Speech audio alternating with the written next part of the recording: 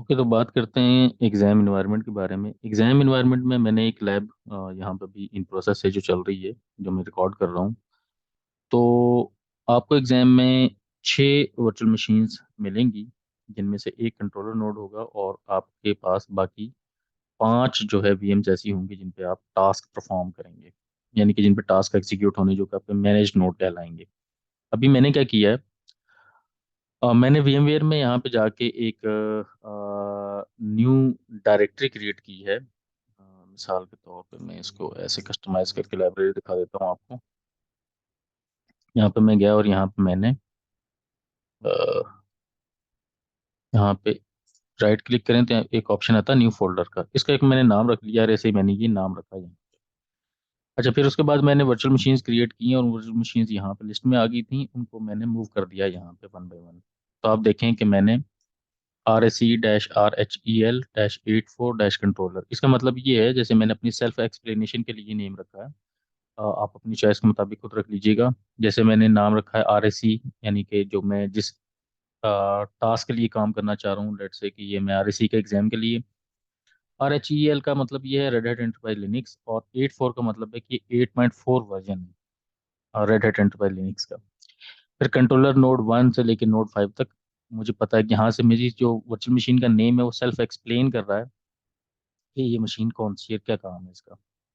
इसको मैं यहाँ पे बंद कर लेता हूँ। मैं आता हूँ यहाँ पे अपने इस ये अच्छा, इस फोल्डर को जब मैं डबल क्लिक करता हूँ ना, तो मेरे सामने जैसे मैं ये कहता हूँ, तो ये इस तरह से लिस्ट हो जाता है मेरे पास वीएम में। इनको यहाँ पे सिलेक्ट करके मैं सबको पावर ऑफ कर सकता हूँ, सस्पेंड कर सकता हूँ और ओपन भी कर सकता हूँ। ओपन करूंगा तो ये मेरे साथ इस तरह लिस्ट में आ जाएगा मेरे सामने, जिस तरह ये लिस्ट मेरे सामने आ रही है। तो ये VM1 है, इसको भी जस्ट मैंने इंस्टॉल किया है, और इंस्टॉल करने के बाद ये मेरे सामने इसका फर्स्ट व्यू है। इस पर मैंने during the installation network configure कर दिया था, और फिर इसका एक होस्ट नेम भी दे दिया था। Host name server1.lab.example.com। सॉरी, ये कि मेरा कंट्रोल नोड है, यहाँ पे आता है। तो अभी ये इनिशियल एक मैसेज आया हुआ है, तो यहाँ पे मैंने इसका नाम रखा है होस्ट नेम। अगर आप देखें इसका, तो workstation.lab.example.com, और आईपी भी चेक करके देख लेते हैं। आईपी जो मुझे जो वर्चुअल मशीन का जो DHCP का सेटअप है उसके थ्रू ही मुझे मिल गया। यानी कि VMware क्या करता है, अपने आप में एक DHCP सर्वर कॉन्फ़िगर कर लेता है, तो और उसको फिर आपका जो फिजिकल नेटवर्क अडाप्टर है उसके साथ नेट कराता है या ब्रिज कर लेता है। तो मुझे एक आईपी यहाँ से मिला है, और फिर दूसरा आईपी यहाँ पे, फिर तीसरा, ऐसे ये वर्चुअल मशीन है। जैसे ये वर्चुअल मशीन अभी मेरी इंस्टॉल हो रही है, और इसको मैंने रिबूट किया था, तो यहाँ पे आके लाइसेंस का एग्रीमेंट मांग रही है, इसे भी मैं इंस्टॉल कॉन्फ़िगर कर लेता हूँ। इसी तरीके से एक वर्चुअल मशीन मेरे पास ये वाली है, जिसको मैं इसका लाइसेंस एग्री करता हूँ। यहाँ पे एक की वार्निंग आ रही है कि आपने फिनिश कर ली इंस्टॉलेशन, तो मैं कह देता हूँ कि यस, मैंने फिनिश कर ली है, और ये लाइसेंस इन्फॉर्मेशन है, इसको मैं एक्सेप्ट कर लूँगा। और इस तरीके से ये वर्चुअल मशीन मेरी जो है ये भी रिबूट होके वापस आ जाएगी। इसी तरीके से ये एक मशीन है जिस पे भी इंस्टॉलेशन स्टार्ट की थी, फिर ये कंप्लीशन हो गई है, तो मैं इसको रिबूट कर लेता हूँ, और इसको भी मैं कह देता हूँ यहाँ पे कि जैसे मैंने इंस्टॉलेशन जो है अपनी फिनिश कर दी यहाँ पे। कंट्रोल आल्ट से ये मेरी जो माउस है ये बाहर निकल आता है। तो ये माई कंप्यूटर में गया, इस न्यू फोल्डर को मैं यहाँ से जाके बल्कि डिलीट कर देता हूँ, तो मुझे इसकी नीड नहीं है। ये वो सारे फोल्डर्स हैं VMware में जो मैंने बनाए हुए हैं। तो ये व्यू करके यहाँ से मैं कस्टमाइज करके इस न्यू फोल्डर को कर देता हूँ रिमूव, इसकी मुझे नीड नहीं है, ताकि मुझे परेशान ना करे। अब यहाँ पे मैंने मुख्तलिफ डायरेक्टरीज बनाई हुई हैं, जैसे ये मैंने RSA के लिए कुछ VMs बनाई हैं, और इस पे अब हम करंटली काम कर रहे हैं। इसमें कुछ मशीनें और भी ऑन है, जैसे मिसाल के तौर पे ये 2 मशीनें भी इसमें ऑन है। तो अभी हम इस डायरेक्टरी पे काम करें, तो इसकी सारी वर्चुअल मशीनें मैंने यहाँ पे ओपन की हुई। इसी तरीके से देखते हैं कि नोड 5 मेरा ओके, इसने भी रिबूट होकर वापस आ गया, लाइसेंस एग्रीमेंट, और इसको फिनिश कर लेता हूँ मैं। तो ड्यूरिंग द इंस्टॉलेशन जब आपसे नेम की कन्फिग्रेशन पूछता है कि क्या आपने नेम सेट करना है, तो मैंने उसी टाइम इसका नेम और आईपी DHCP से इसका सेट कर दिया। ये भी वापस आया जी, इसको मैं रूट से लॉगिन कर लेता हूँ, और पासवर्ड मैंने डिफ़ॉल्ट इसका जो सेट किया था उसे लॉगिन हो गया। इसी तरीके से इसको भी सेट कर लेते हैं, रूट, और पासवर्ड इसका जो सेट किया था मैंने वो लॉगिन हो गया। ओके, ये तो था आपका फर्स्ट स्टेप। जो आप क्या करेंगे कि आप वीएम्स अपनी लैब में तैयार करेंगे। अच्छा, अब एक और जो एक ये जो है ना, आपके सामने एक विंडो ओपन हो जाती है जिसमें मुख्तलिफ इंस्ट्रक्शंस हैं। आप इनको नेक्स्ट नेक्स्ट करके जस्ट फिनिश कर दें, और नीड नहीं है बाकी इसको बंद करें। इस तरीके से यहाँ पे भी आएगा, इसमें आप लैंग्वेज वगैरह चेंज कर सकते हैं, लेकिन इसको डिफ़ॉल्ट रहने दें। अभी मैं ये सारी चीज़ें बंद कर देता हूँ। साथ साथ इस पे इसको भी लॉगिन कर लेते हैं रूट से फ़िलहाल।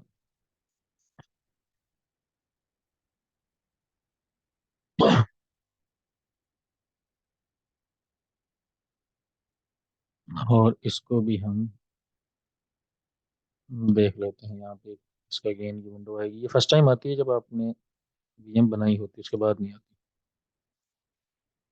और इसका भी होस्ट नेम चेक कर लेते हैं। तो ये देखें, इसी तरीके से मैंने यहाँ पे नेम भी इस तरीके से एक्सप्लेन किया हुआ है कि आपको नेम की क्लियरिटी भी आ जाए कि कोई मसला नहीं है। मिसाल के तौर पे ये होस्ट नोड 3 है तो इसका ये देखें सर्वर 3 है, नोड 4 है तो इसका भी फिर मैंने नेम इसी तरीके से मेंशन किया है। ये देखें सर्वर 4 आ रहा होगा, नोड 5 का सर्वर 5 आ रहा है। अच्छा, ये नेम सर्वर 5 मैंने क्यों रखा हुआ है? इसलिए रखा हुआ है कि क्योंकि हमें जो एग्ज़ाम आता है, जो लोग बताते हैं, उसमें जो मशीन्स के नेम है वो भी ऐसे ही होते हैं। तो मिसाल के तौर पे मैं होस्ट नेम कर लेता हूँ यहाँ पे, जैसे सर्वर 5 है, सर्वर 4 है, सर्वर 1 है, 2, इस तरीके से। और एक आपका कंट्रोलर नोड होता है जो कि हमारे केस में ये वाला है, जिसका आईपी भी मैंने बताया। तो ये आपके पास वर्चुअल मशीन्स बन गई हैं। तो अभी मेरे पास फ्रेश वर्चुअल मशीन्स हैं। मैंने अभी इन पे कुछ नहीं किया, सिर्फ और सिर्फ क्या हुआ है कि इनके ऊपर नेटवर्क सेटअप है, और इनके ऊपर जो है इंटरनेट चल रहा है। तो मैं पिंग करके देख लेता हूँ yahoo.com। ये देखें, इस पे चल रहा है। बाकी सब पे भी चल रहा होगा क्योंकि मैंने इसकी नेटवर्क को सेट कर लिया है, और जो डीएससीपी से आईपी मिला वही मिला है। अच्छा, एक और याद रखने की चीज़ ये है कि जब डीएससीपी से जो रेंज है ना, मिसाल के तौर पे से लेट से इसका आईपी हम देखते हैं क्या मिला है। आईपी एड्रेस शो, तो इसे मिला है लेट से आईपी 148। तो इस वाली मशीन को 149 और 150, 51, 52, 53 और सो ऑन, इस तरीके से आपके जो आईपी हैं वो मिल जाते हैं। तो अब एक ये स्टेप था कि आपने वीएम्स इंस्टॉल कर ली और उनको ऑन कर लिया। दूसरा स्टेप इसमें क्या करना है हमने, कि हम क्या करते हैं यहाँ पे, हमने वैसे तो ये एग्जाम में क्वेश्चन आना है कि आप ना सारे जो सिस्टम्स हैं ना उनके ऊपर जाके ना रिपोजिटरी कॉन्फ़िगर कर दें। तो उसको कॉन्फ़िगर करने के लिए क्वेश्चन को ही हल करेंगे कि कैसे किया जाएगा इसको, रिपोजिटरी को सेट। इस कंट्रोलर नोड के ऊपर क्या करना है आपने, सबसे पहले एनसिबल को इंस्टॉल करना है। तो एनसिबल को इंस्टॉल करने के लिए क्या करना होगा आपको, एनसिबल को इंस्टॉल करने के लिए आपको इसमें रिपोजिटरी को इनेबल करना पड़ेगा, जो कि रेड हैट की अपनी रिपोजिटरी है। अब दो तरीके हैं, या तो ईपल के थ्रू आप कर लें, या आप डीवीडी में देख लें, लेकिन डीवीडी में एनसिबल का पैकेज नहीं आता, तो डीवीडी के थ्रू आपकी इंस्टॉलेशन नहीं होनी। तो फिर अच्छा यही है कि आप इसको रेड हैट की जो रिपोजिटरी है उससे रजिस्टर कर लें। तो उससे तरीका क्या है इसको रजिस्टर करने का, उससे तरीका ये होता है कि आप सिंपली यहाँ पे करें यम,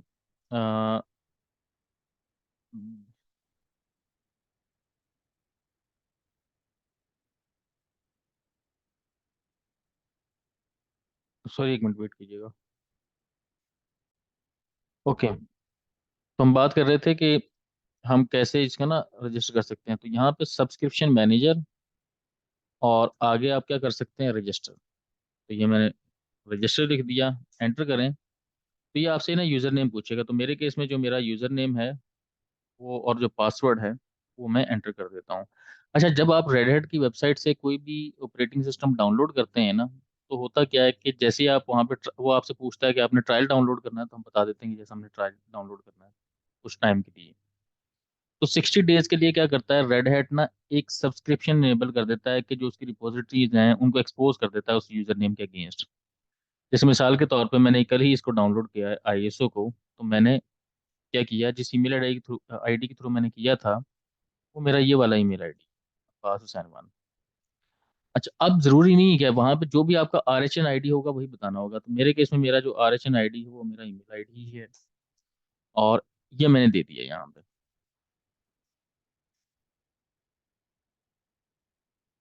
तो इसका मैंने पासवर्ड एंटर कर दिया। अब मैंने पासवर्ड में कहीं गलती की है तो मैं इसका पासवर्ड देख लेता हूँ।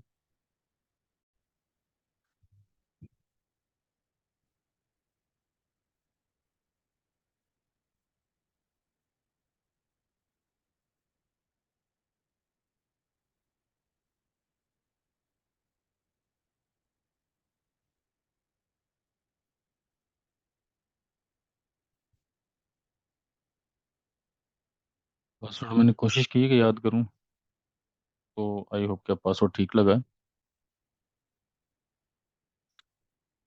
अच्छा, अब इस तरीके से क्या होगा कि मेरा सिस्टम जो है ना रजिस्टर हो जाएगा रेड हैट। देखें, उसने कह दिया है कि वो जो है ना आपकी जो सब्सक्रिप्शन है वो शायद अच्छा हुआ, मैंने चूंकि पहले भी अपने यूज़र को कई दफ़ा से सब्सक्राइब किया हुआ है, खैर कोई बात नहीं है।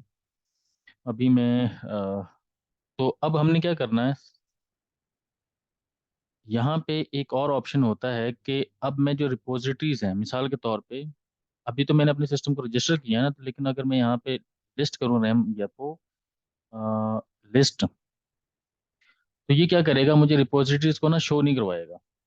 वो कह रहा है अभी आपके सिस्टम में कोई भी जो रिपोजिटरी है ना वो रजिस्टर्ड नहीं है, अवेलेबल नहीं है।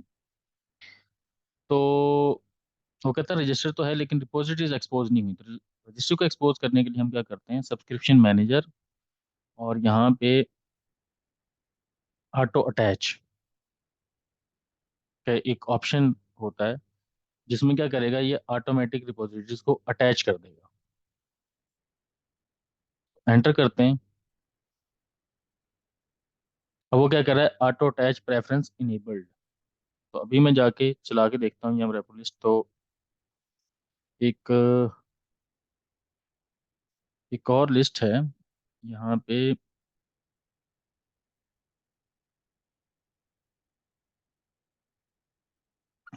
अटैच, और अब यहाँ पे हम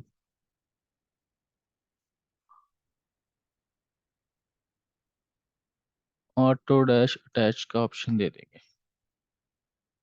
सॉरी, इसका मुझे देखना पड़ेगा।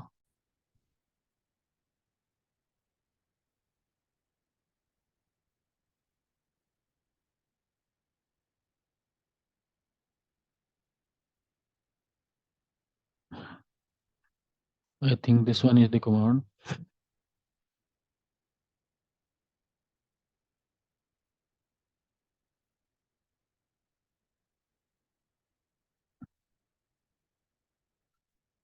ये देखें, साथ ही उसने मुझे मैसेज भी दे दिया, this system has been registered and software updates have been enabled.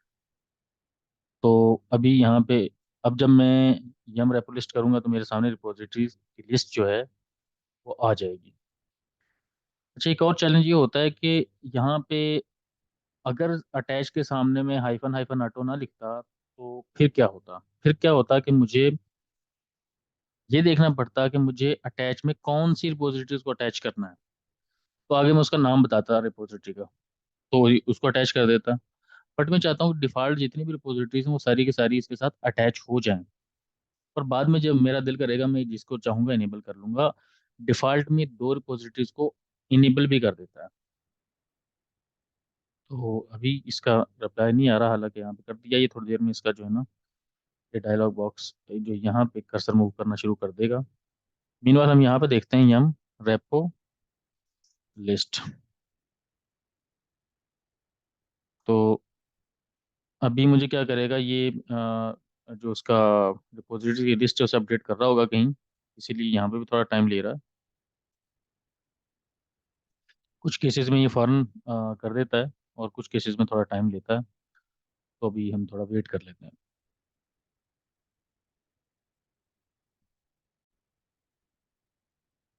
Okay जी, आप देख रहे हैं कि ये इसने फ़ौरन जो है ना जैसे मैंने यम अपलिस्ट किया तो उसने क्या किया, वो बता दिया है कि एक एपस्ट्रीम के नाम से और एक बेस ओएस के नाम से मैंने दो रिपोजिटरीज इसमें उसने शो करवाई जो इनेबल्ड है। और यहाँ पे मुझे एक मैसेज आ गया है कि जी अटैच हो गई हैं और ये करंट वर्जन है और स्टेटस है सब्सक्राइब। लेकिन अभी देखें यहाँ पे एक इशू है कि इसने सिर्फ दो शो करवाई हैं। तो एक और तरीका ये होता है कि रेपो लिस्ट ऑल करें आप। तो ये आपको क्या करेगा, एक बहुत लंबी लिस्ट देगा, लेकिन इसमें आप कहीं देखेंगे कि जगह जगह पे क्या आ रहा है, इनेबल और डिसेबल्ड आ रहा है। यहाँ पे इनेबल आ रहा है, यहाँ पे इनेबल आ रहा है, बाकी सारी की सारी डिसेबल्ड, यानी कि रिपोजिटरीज रेड हैट की जो बहुत सारी और भी प्रोडक्ट्स है ना उनके लिए हैं। जैसे यहाँ पे आ रहा है एनसीबल 2। ठीक है, ये रिपोजिटरीज क्या है, ये 2.8 की है, ये 2.9 की है, तो ये क्या आ रही है, डिसेबल्ड आ रही है। तो हमें क्या करना पड़ेगा, इन रिपोजिटरीज को इनेबल करना पड़ेगा। मिसाल के तौर पे अभी मैं यहाँ पे लेट्स से लिखता हूँ ना यम इंस्टॉल एनसीबल।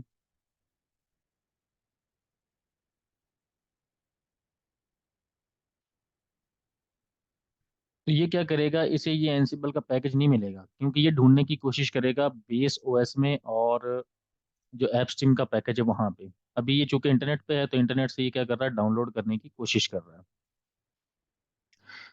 उसकी कैसे बिल्ड कर रहा है रिपोजिटरीज की। आपके लोकल सिस्टम में एक छोटी सी डेटाबेस बनती है, फॉर दैट प्रोसेस ये थोड़ा टाइम लेगा। ये वंस होता है उसके बाद नेक्स्ट टाइम ये नहीं लेगा, नेक्स्ट टाइम फौरन आपको पैकेज इंस्टॉल करना शुरू कर देगा। तो एक दफ़ा ये ऐप स्ट्रीम की बनाएगा, फिर ये बेस ओएस की बनाएगा और उसके बाद ही फौरन हो जाएगा। तो मेरे पास इंटरनेट की स्पीड सही है, डेडिकेटेड कनेक्शन है, तो ये फौरन इसने कर दिया। Otherwise it will take time at home, depend on the जो है इंटरनेट कनेक्शन आपका कितना बेटर है, किस कंडीशन का है, तो उस पर ये करेगा। तो यहाँ से देख लेते हैं, ये लिस्ट आ जाती है।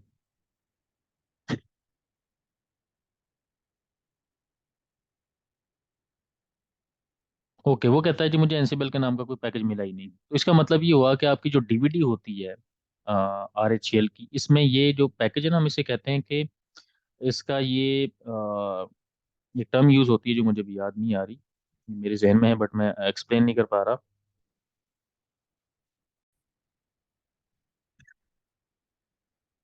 ओके, तो हमने इसे करने की कोशिश की लेकिन नहीं चला। अब एक तरीका इसका ये होता है कि आप क्या करो, वो रिपोजिटरी जो आपने इनेबल करनी है उसे कॉपी कर लो। तो हम क्या करते हैं, यम रेपो लिस्ट, और यहाँ पे ग्रिप कर लेते हैं हम एनसिबल को। तो ये क्या करेगा, एनसिबल की यहाँ पे ऑल भी कर लेते हैं,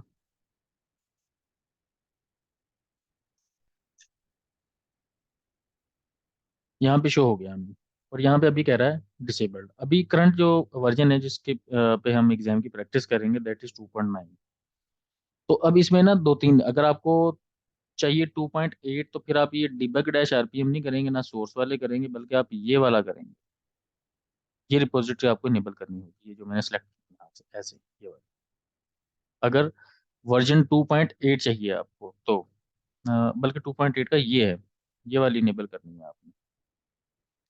लेकिन अगर आप 2.9 चाहिए तो फिर उसके लिए हम क्या करेंगे, देखें यहाँ पे आरपीएम्स हैं। ये डिबग डैश आरपीएम और सोर्स डैश आरपीएम नहीं करने हैं आपने, हमें इनकी नीड नहीं है, हमें ये वाला करना है।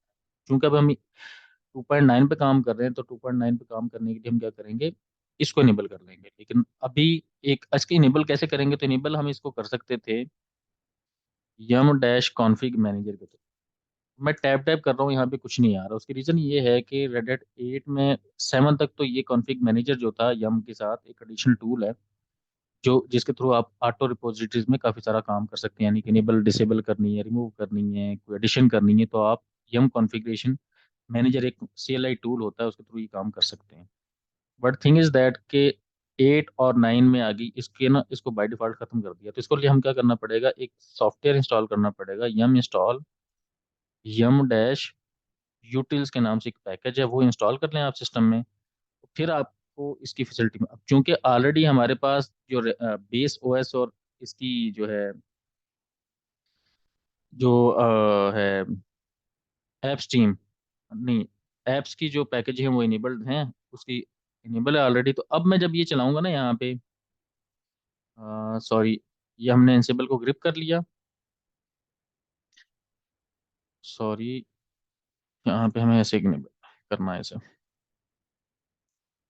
तो मैं इसको यहाँ से कॉपी कर लेता हूँ ऐसे।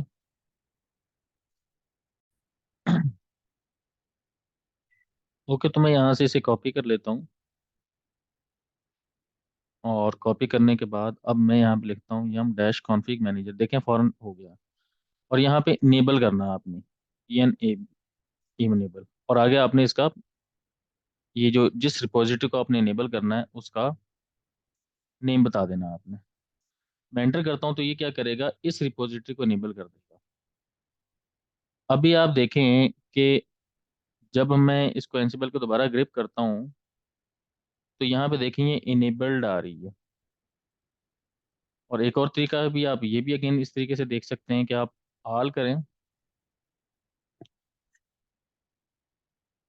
तो हमें यहाँ पे, अगर आप देखें इसको मूव करें तो देखें दो इनेबल आ रही हैं अभी, एक बेस ओएस और एक इसकी जो है एप स्ट्रीम के। और यहाँ पे ये आपको आरपीएम नजर आएंगे कि एनसीबल का 2.9 का जो वर्जन है उसके आरपीएम भी इनेबल हो गए आपके पास। तो ये एक मेथड है जिसके थ्रू आप काम कर सकते हैं। तो आई विल रिकमेंड कि आप जो है कोशिश कीजिएगा कि इसी तरीकों को यूज़ करें ताकि आपको एडिशनल कोई जो है ना वो प्रॉब्लम ना हो। खैर, आप उसके साथ सेंटोस के साथ भी कर सकते हो, वहाँ पे ईपेल से आपको ये पैकेज मिल जाएंगे। लेकिन वहाँ पे कुछ बेस ओएस के पैकेजेस की नीड होती है, तो आपको डीवीडी को भी लोकल रेपोजिटरी के तौर पे माउंट करना पड़ेगा। ओके, तो ये पैकेज हमने इंस्टॉल कर लिया। अब मैं क्या करता हूँ, मैं यम इंस्टॉल, अच्छा अभी चेक कर लेते हैं कि इसमें पहले से एनसिबल इंस्टॉल तो नहीं है। तो एनसिबल को चेक करने के लिए एनसिबल स्पेस हाइफन हाइफन वर्जन हम लिखते हैं अगर, और एंटर करें तो ये हमें बता देता है कि कमांड अवेलेबल है कि नहीं। तो अभी कुछ अवेलेबल नहीं, तो मैं यम इंस्टॉल एनसिबल हाइफन वाई, यह मैं लिख देता हूँ। और अब मैं एनसिबल को इसमें इंस्टॉल कर लेता हूँ। ये क्या करेगा, एनसिबल 2.9 को अब हमारे सिस्टम में इंस्टॉल कर देगा। और जो उसके रिक्वायर्ड पैकेजेस होंगे, आपको एडिशनल पैकेजेस की जरूरत नहीं पड़ेगी। तो इसमें पाइथन की नीड होती है तो पाइथन को भी इंस्टॉल कर रहा है। फिर एक ये पैकेज है इसमें जो बड़ा ज़रूरी है, एस एस एच पास। अगर आप एनसिबल का पैकेज भी डाउनलोड कर लेना कहीं और से, इंस्टॉल करेंगे तो फिर आपको ये इसकी बेस उसकी तरफ डिपेंडेंसी के तौर पे ये एस एस एच पास का पैकेज जो है डाउनलोड करना पड़ेगा। और एक पाइथन इसकी डिपेंडेंसी होती है। तो पाइथन का जो वर्जन है एटलीस्ट 3.6 इंस्टॉल होना चाहिए। देखें जी, इसने इंस्टॉल कर दिया 2.9.2.7।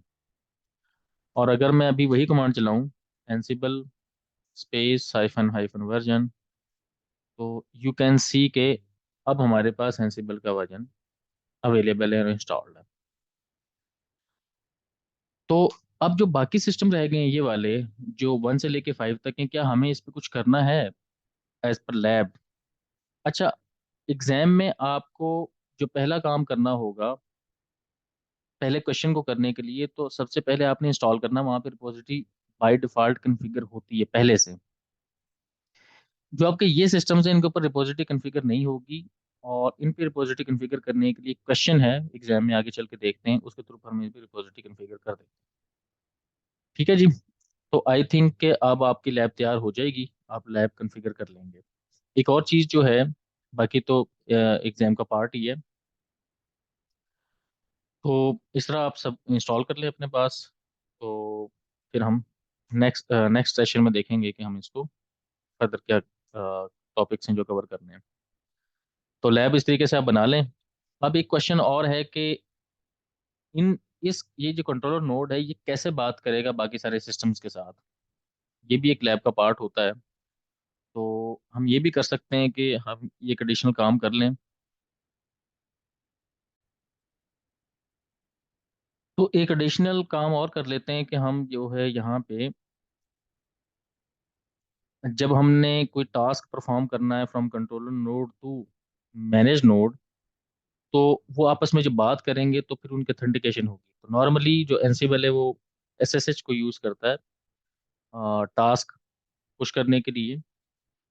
तो हम क्या करें करते हैं, इन दोनों की आपस में कंट्रोलर नोड की और जो मैनेज नोड्स हैं इनकी की बेस ऑथेंटिकेशन इनेबल कर लेते हैं। यानी कि जब हम वो टास्क पुश करें तो वो पासवर्ड ना पूछे, बल्कि की बेस पे जो ऑलरेडी हमने इसमें शेयर की होगी उसके बेस पे काम कर ले सारा। तो ओके जी। तो फिर हम क्या करते हैं, एक यूज़र ऐड कर लेते हैं। Let's say user add -m। -m से मुराद है कि इसकी होम डायरेक्टरी भी क्रिएट हो। नहीं भी करेंगे तो बाय डिफ़ॉल्ट भी होम डायरेक्टरी ऐड होती है, तो उसका कोई इशू नहीं है। लेट्स से हम एक यूज़र ऐड कर लेते हैं डीवी डेवऑप्स के नाम से। डेवऑप्स के नाम से एक यूज़र ऐड कर लेते हैं। बल्कि मैं वेट कीजिएगा प्लीज़। तो हम क्या करते हैं, एक डेवऑप के नाम का ना यूज़र क्रिएट कर लेते हैं, डेवऑप्स के नाम का। आपका दिल करे आप एडमिन क्रिएट कर लो, कोई भी क्रिएट कर लो।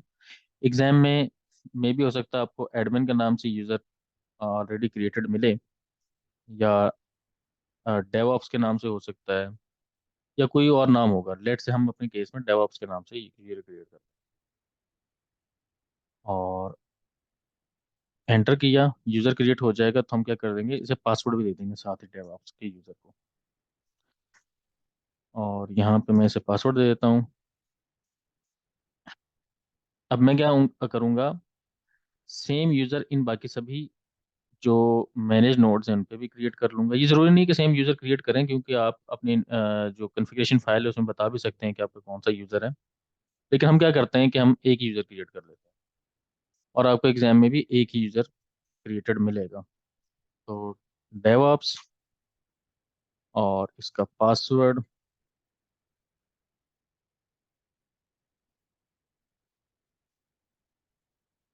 इस पे भी क्रिएट कर लिया नोड 1 पे। हम नोड 2 पे चलते हैं और नोड 2 पे हम एक यूज़र क्रिएट कर लेते हैं। ये चूंकि भी इंस्टॉल हुआ तो आपसे ये पूछ रहा है।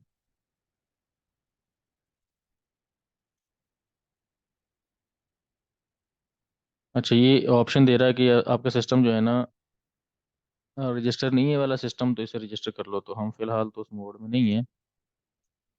DEV OPS डेवऑप्स और इसका पासवर्ड डेवऑप्स। ये 2 का भी यूज़र नेम क्रिएट हुआ। अब हम कर लेते हैं 3 का। तो user add -m DEV OPS और पासवर्ड डेवऑप्स। इस तरीके से इस सिस्टम 4 पे आए। यहाँ पे भी यूज़र ऐड कर लेते हैं। इसका पासवर्ड भी दे देते हैं इसे।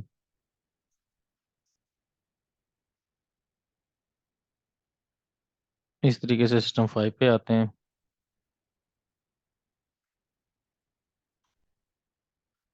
और इसमें भी यूज़र ऐड कर लेते हैं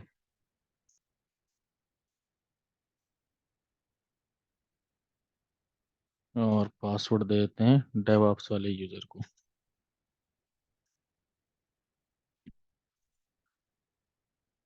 ओके। उसके बाद इसे पासवर्ड मैंने दे दिया है, दे दिया। ठीक है। तो अब हम क्या करते हैं, अपने कंट्रोलर नोड पे आए और इस यूज़र में हम SU-DevOps के यूज़र से OPS DevOps के यूज़र से लॉगिन कर जाते हैं। और अभी आईडी करके आप देखेंगे तो मैं इस यूज़र से लॉगिन हूँ। अच्छा, अब ये यूज़र जो है, इस यूज़र के साथ एक लिमिटेशन ये है कि ये एडमिन नहीं है, ये तो लिमिटेड यूज़र है। तो हमें एक ऐसा यूज़र चाहिए जो, मिसाल के तौर पे इन सिस्टम पे हम जब टास्क पुश करेंगे तो हमें एक ऐसा यूज़र चाहिए जो क्या कर सके, जिसके पास ये कैपेबिलिटी हो कि वो सिस्टम में सॉफ्टवेयर भी इंस्टॉल कर सके। यानी कि उसके पास रूट की प्रिविलेज हो। तो उस काम के लिए हम क्या कर सकते हैं कि हम जितने भी यूजर्स हैं डेवॉस वाले, जिन सारे सिस्टम्स के ऊपर, उन सबको सुडो की पावर देते हैं। अब सुडो की पावर देने के लिए हमें क्या करना पड़ता है, ईटीसी में एक सुडर्स के नाम से ये एक फाइल होती है जिसके अंदर हम क्या कर सकते हैं, हम यहाँ पे एक इसमें पैरामीटर है, यहाँ पे आप देखें,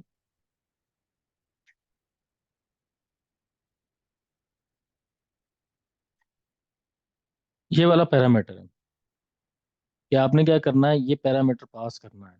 इसके नीचे आप क्या कर सकते हैं, अपना ये यूज़र ऐड कर दें। मिसाल के तौर पे आपका यूज़र है, इसको ऑन कमेंट कर लें। तो डी डेवऑप्स और all is equal to all, और नो पासवर्ड का मतलब है कि आपको पता है जब हम सुडो करके एंट्री करते हैं किसी सॉफ्टवेयर की, तो वो क्या करता है, हमसे पूछता है पासवर्ड बताओ उसी यूज़र का। तो हम कहते हैं कि कोई भी पासवर्ड ना पूछे हमसे, बस सुडो लिखा आगे, हमने कमांड का नेम दिया, बस वो चल जाए। तो इस तरीके से आप क्या कर सकते हैं, आप सभी जो सिस्टम्स हैं मैनेज नोड के, उनकी एंट्री कर सकते हैं डेवऑप्स के यूज़र की। मैं करंट केस में क्या करता हूँ, मैं इसे क्विट कर देता हूँ। अगर आप एक और काम करें, यहाँ पे एक और डायरेक्टरी होती है sudos डॉट डी के नाम से, डी। यहाँ पे क्या करें, डेव ऑप्स के नाम से एक फाइल क्रिएट करें, और आपने जो एंट्री उधर की थी वो एंट्री इधर कर दें। तो इसका फायदा ये हो जाएगा कि आपकी जो मेन कॉन्फ़िगरेशन फाइल है उसको नहीं छेड़ा, बल्कि आपने क्या कर दिया, हर यूजर के लिए फाइल क्रिएट कर सकते हैं आप ये वाली। बट हमने क्या किया अपने केस में,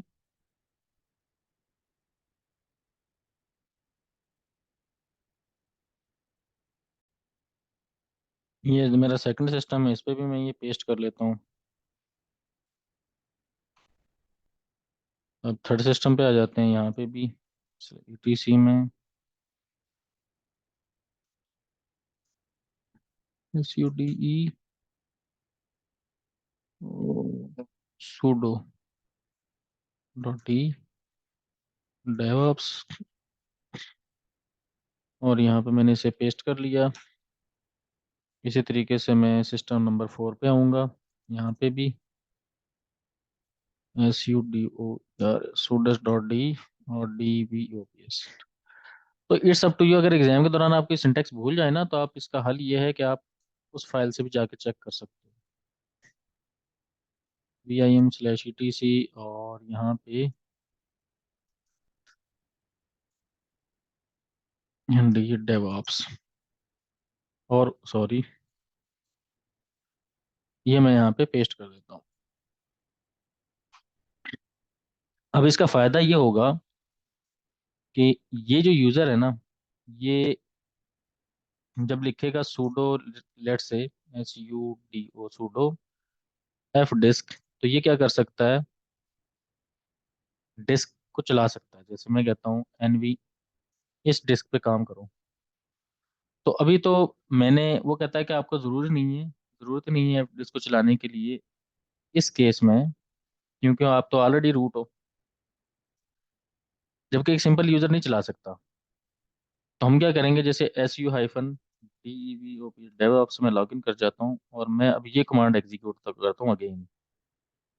जैसे मिसाल के तौर पर मैं करता हूँ एफ डिस्क स्लैश डेव और NV, ये। तो यहाँ पे वो कह रहा है कि आपको परमिशन नहीं है, लेकिन अभी मैं क्या करूँगा, यहाँ पे सिर्फ सूडो लिख दूंगा। तो अब वो मुझे कह रहा है कि, वो कहता है नो वैलिड सूडस रिसोर्स फाउंड, वो कहता है आपने एरर को किया है डेव नियर लाइन 1। तो मुझे देखना पड़ेगा, इससे एग्जिट कर जाता हूँ।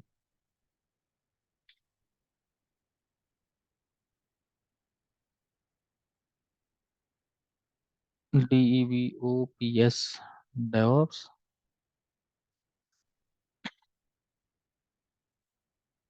टैब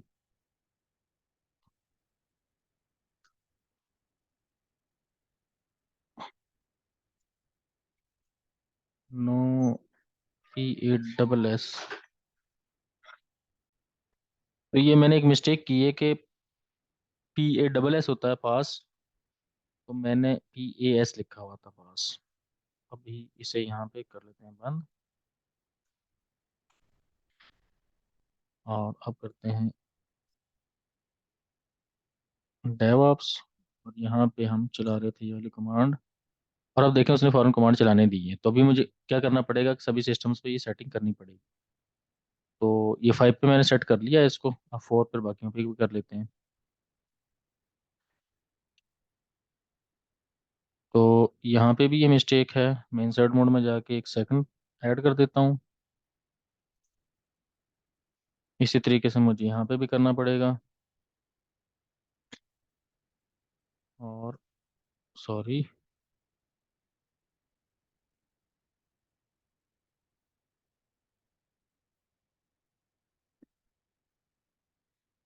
इंसर्ट मोड, और ये WQ।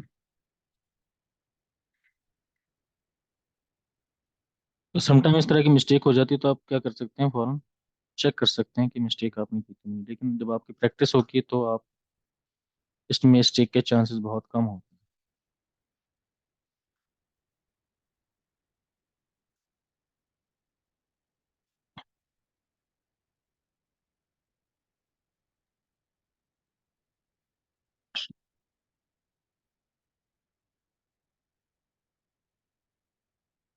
तो ये हमने क्या कर लिया, सभी नोट्स के ऊपर ये काम कर लिया।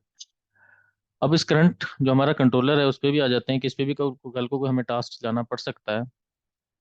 तो हम क्या करते हैं, इस पे भी ये काम कर लेते हैं।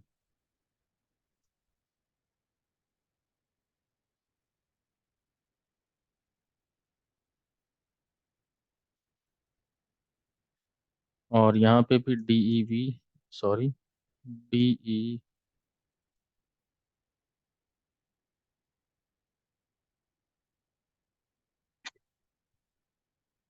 इंसर्ट DEV डेवऑप्स, और यहाँ पे ऑल इज इक्वल टू, ये सिंटेक्स आपने याद भी रखना है, मुझे याद है। और यहाँ पे आप टैब प्रेस करें, यहाँ पे दे दें NOPASSWD कॉलन स्पेस ऑल। ये देखें जी, इंसर्ट करके देख लेते हैं कि हम जो लिख रहे थे, नहीं याद आता आपको, सॉरी।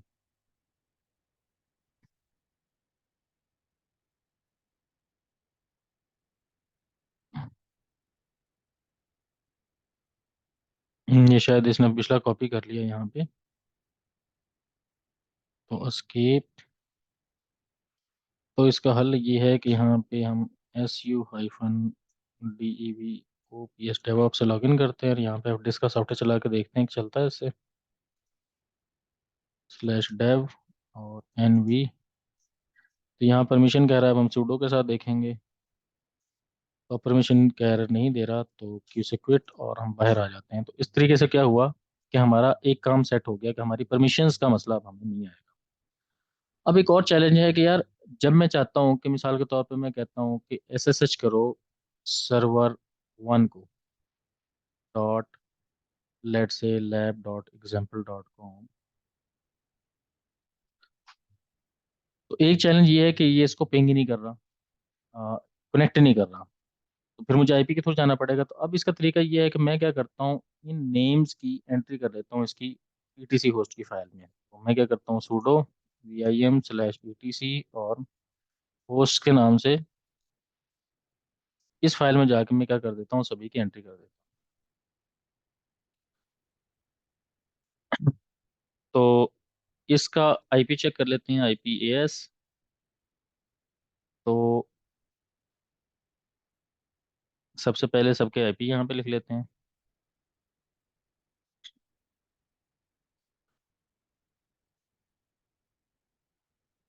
ये इसका IP है जी 150, और फिर 151,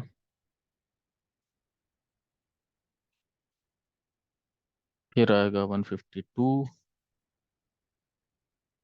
1 2 3 4, और फिर आएगा 155। तो ये जो सिस्टम खुद है जिस पे हम काम कर रहे हैं, इसका नाम भी तो होगा ना कोई। इसका जो IP है वो होगा 148। तो हम एक सेपरेट टर्मिनल में देख लेते हैं IPAS। तो यहाँ पे आप देखें कि इसका IP जो आ रहा है 148 है। ठीक है। तो मुझे पता है कि मैंने इनके नेम क्या दिए हैं, तो हम यहाँ पे नेम लिख लेते हैं। तो सबसे पहले का जो नाम, जो कंट्रोलर है हमारा, work station dot lab dot example dot com, और इसका नाम वर्क स्टेशन भी है। तो इसको मैं कॉपी कर लेता हूँ यहाँ से इतना, और अब मैं नीचे वाली लाइन पे आ जाता हूँ, यहाँ पे पेस्ट किया। तो यहाँ पे आ जाएगा मेरा सर्वर वन, और यहाँ पे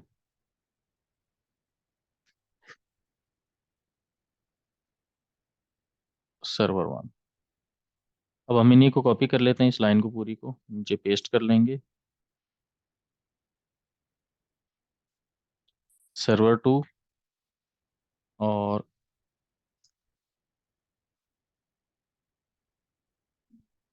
ये भी सर्वर टू। फिर यहाँ पे हमारे पास सर्वर थ्री आ जाएगा।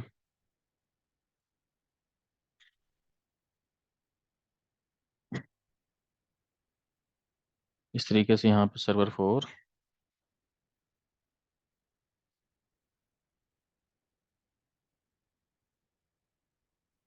सॉरी,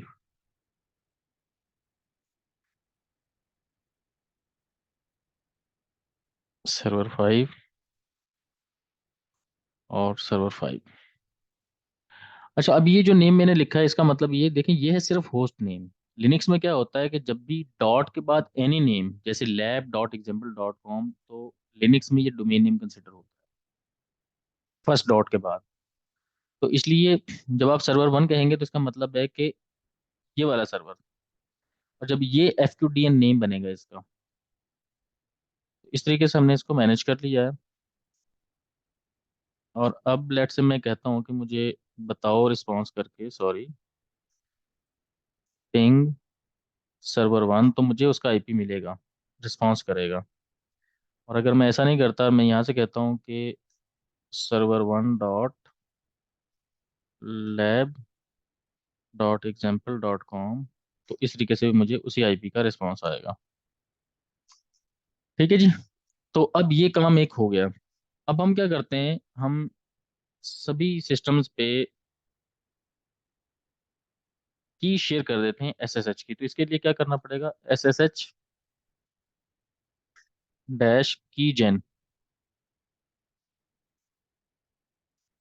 तो की जनरेटर क्या करेगा, यहाँ पे आ भी गया है। तो हम की जेन से क्या करेंगे, की जनरेट कर देंगे इस सिस्टम पे बैठ के, और कुछ नहीं करना बाकी, एंटर एंटर और एंटर। ये की जनरेट हो गई है इस यूजर की। और एस एस एच की डैश की, बल्कि कॉपी आईडी आगे सर्वर का नाम, कि किस सर्वर पे हम इसे रिप्लेस करना चाह रहे हैं। तो मैं यहाँ पे बता सकता हूँ कि सर्वर वन पे इसे कर दो। अब बाय डिफॉल्ट जिस यूजर से मैं लॉगिन हूं ना, ये एक्सपेक्ट करेगा कि मैं उसी यूजर को इधर तलाश करूं जब आप कोई यूजर नेम नहीं बताते। जिस यूजर से आप सिस्टम में लॉगिन होते हैं, तो ये क्या करता है, डेस्टिनेशन साइड पे उसी यूजर को ढूंढने की कोशिश करता है। तो अगर तो लेट से मैं यहाँ पर रूट पे होता और मुझे ये कॉपी करवानी होती आईडी, तो फिर मैं क्या करता, यहाँ पे ऐसे लिखता, dev ops @ सर्वर वन। ठीक है जी, dot lab dot example dot com. तो ये हम इसे यस कर देते हैं। तो यहाँ पे वो फर्स्ट टाइम इस सिस्टम का पासवर्ड पूछेगा। अब ये पासवर्ड डिफरेंट भी हो सकता था, तो मैं इसका पासवर्ड बता देता हूँ। तो ये क्या करेगा, वहां पे एक फाइल में जाके ये एसएसएच की जो की है ये ऐड कर देगा। अच्छा, अब मुझे सेकंड सर्वर पे ये ऐड करना है ना, तो अब मुझे यहाँ पे ये पूरा नाम भी लिखने की नीड नहीं है, और ये भी लिखने की नीड नहीं है। मैं सिर्फ सर्वर टू करूंगा, अभी देखिएगा क्या होता है। तो अगेन वही चीज़, और उसका पासवर्ड जो मैंने बता दिया, और इस तरीके से इसमें भी ऐड हो गया। अब मैं यहाँ पे सर्वर थ्री करता हूँ, यस, और पासवर्ड सर्वर थ्री के डेवऑप्स वाले यूज़र का वो मैंने बता दिया। मैं सर्वर फोर करता हूँ, यस, और यहाँ पे सर्वर फोर का पासवर्ड इसमें भी ऐड हो गई। और यहाँ पे सर्वर 5, सॉरी मिस्टेक हुई। ओके सर्वर 5, वो कहता है ऑलरेडी इंस्टॉल्ड। वो कहता है कनेक्ट हो सर्वर 5 पोर्ट 22 नॉट रीचेबल नहीं है जी। तो पिंग करके देखते हैं। पिंग सर्वर 5 इसे रिस्पॉन्स कर रहा है। नहीं ये 135 इसे रिस्पॉन्स नहीं कर रहा, तो हम इसका आईपी देख लेते हैं। क्या आईपी क्या है इसका, स्विच IPAS। तो सॉरी इसका आईपी मिला है जी हमें 153 सर्वर 5 का। तो हमें यहाँ से कंट्रोलर नोड से जाके अब देखना पड़ेगा कि हमें सर्वर 5 जो है,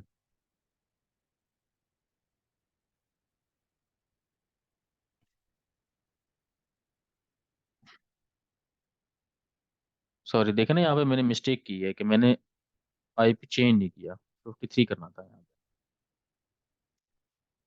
तो वो रिस्पॉन्स नहीं कर रहा था इसलिए उसने कॉपी कॉपी नहीं करने दी की।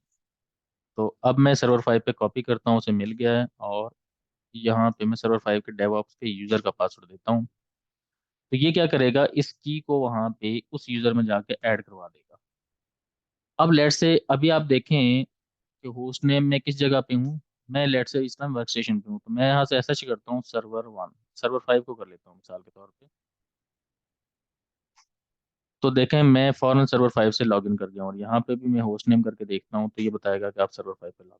अब इसने मुझसे ये नहीं पूछा कि आपकी की क्या है या आप पासवर्ड बताओ या ना बताओ। तो इस तरीके से ये अब आपकी फुल फ्लैज लैब तैयार है। अगर आप चेक करना चाहते हैं कि क्या ये सारे सिस्टम एनसिबल पे रिस्पॉन्स कर रहे हैं, तो एनसिबल का एक मॉड्यूल होता है एनसिबल। लेकिन आपने याद रखना है कि अब जब भी आप ये कम्युनिकेशन करेंगे तो डेवऑप वाले यूजर के थ्रू करेंगे, कंट्रोलर नोड पे बैठ के रूट के थ्रू करेंगे, तो फिर वो की उसके लिए भी मांगेगा। उसकी की को भी आपको ऐड करवाना पड़ेगा सभी सिस्टम्स में।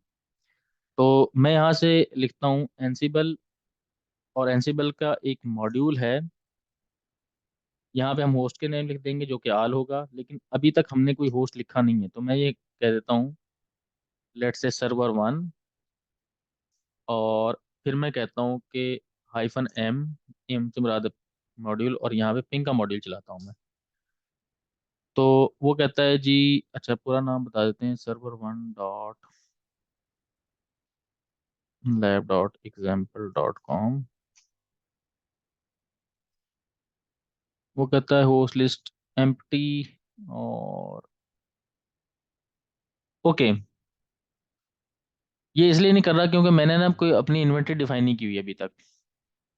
कहीं पे बताया नहीं हुआ कि एनसिबल की इन्वेंटरी में क्या है।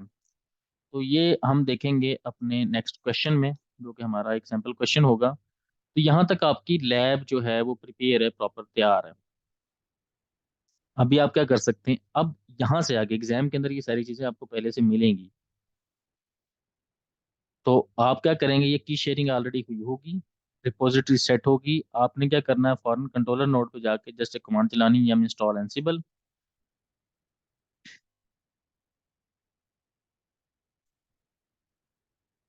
-y। और फिर आप अपना क्वेश्चन स्टार्ट कर देंगे करना।